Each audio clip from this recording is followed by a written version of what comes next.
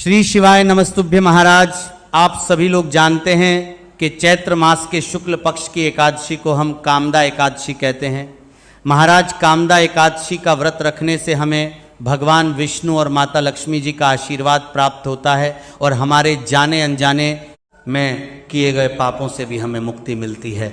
महाराज, इस बार कामदा एकादशी को लेकर असमंजस की स्थिति है, क्योंकि एकादशी तिथि 2 दिन पड़ रही है। ऐसे में कामदा एकादशी का व्रत किस दिन रखा जाएगा, व्रत का पारण कब किया जाएगा और व्रत के नियम क्या है, ये सारी अद्भुत जानकारी हम आपको इस वीडियो में देने वाले हैं।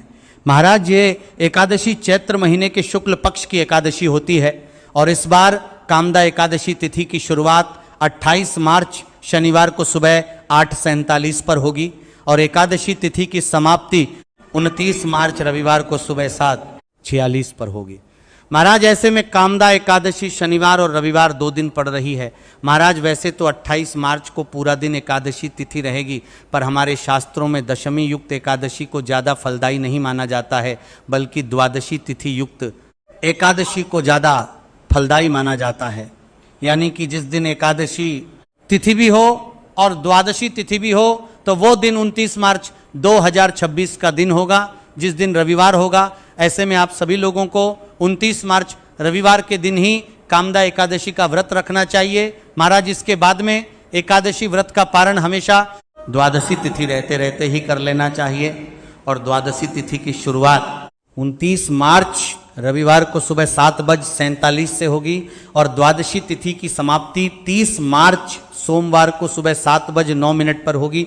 महाराज, द्वादशी तिथि शुरू होती है, खरीवासर का समय भी शुरू हो जाता है और इस समय व्रत नहीं खोला जाता है, तो व्रत खोलते समय हरिवासर के समय का विशेष रूप से ध्यान रखें। महाराज, कामदा एकादशी व्रत का पारण हमेशा व्रत के अगले दिन शुभ मुहूर्त में ही करना चाहिए और इस बार व्रत पारण करने का शुभ मुहूर्त 30 मार्च सोमवार को सुबह 4:20 से लेकर सुबह 7:09 तक रहेगा। महाराज, इसी शुभ मुहूर्त के बीच में ही आपको अपने कामदा एकादशी व्रत का पारण करना होगा, क्योंकि सुबह 7:09 के बाद से त्रयोदशी तिथि शुरू हो जाएगी। महाराज, इसके बाद कामदा एकादशी व्रत रखने वाले को दशमी तिथि के दिन एक समय भोजन करके तुलसी जी में जल देकर तुलसी पत्र तोड़ लेना चाहिए और इस दिन चावल का प्रयोग नहीं करना चाहिए। शुद्ध और सात्विक भोजन ही ग्रहण करना चाहिए। इसके बाद एकादशी व्रत वाले दिन सुबह जल्दी उठकर अपने व्रत का संकल्प लेना चाहिए और पूरे दिन ओम नमो भगवते वासुदेवाय नमः मंत्र का जाप करना चाहिए। इसके बाद शाम के समय भगवान विष्णु और माता लक्ष्मी जी के लिए घी का दीपक जलाकर उनकी पूजन करना चाहिए। महाराज, फिर इसके अगले दिन द्वादशी तिथि में शुभ मुहूर्त में आपको एकादशी व्रत का पारण करना चाहिए।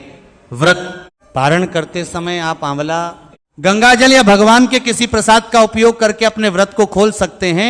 एकादशी वाले दिन भी आपको चावल का प्रयोग नहीं करना चाहिए, पर द्वादशी तिथि में व्रत खोलने के बाद आप चावल खा सकते हैं, इसमें कोई परेशानी नहीं है।